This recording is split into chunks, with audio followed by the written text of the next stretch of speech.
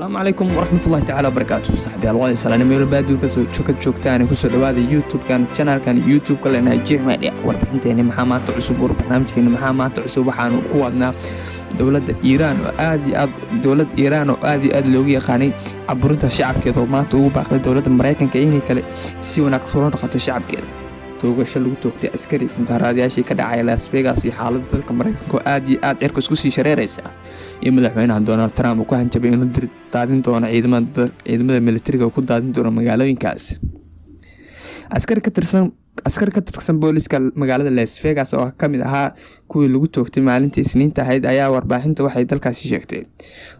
journalka Las Vegas Review Journal ayaa waxa uu sheegay in booliska magaaladaas ay xaqiijiyeen in askariga lagu toogtay hotelka agtiisa madaxweynaha Donald Trump ayaa eedeyn aad iyo aad ugu weyn u jeediyay dadkii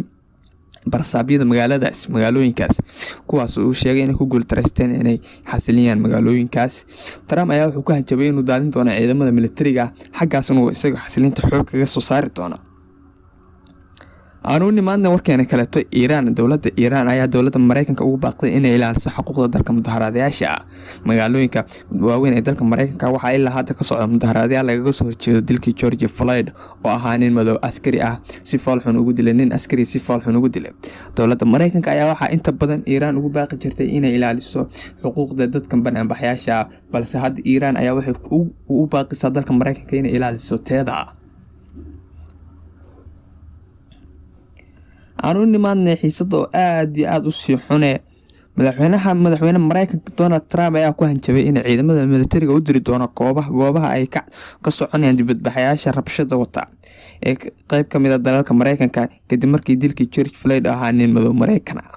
Trump ayaa ku eedeeyay maamul goboleedyada ay ka jira gobolada dibadbaxayaasha ka socdaan inay ku fashilmeen inay ka hortagaan dibadbaxayaasha taasna ay keentay in ciidamada militariga uu soo afjiri doono rabshadaha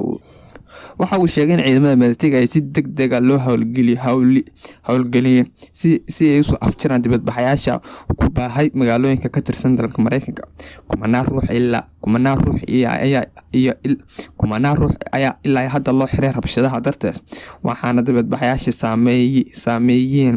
isku socodka waxaa la jabsaday la balqaystay xarumo ganacsi iyadoo goobo kale dab la qabay ku dhawaad hadda 40 magaalo ka tirsan dalka Mareykanka ayaa rabshadaha si aad iyo aad uga socdaan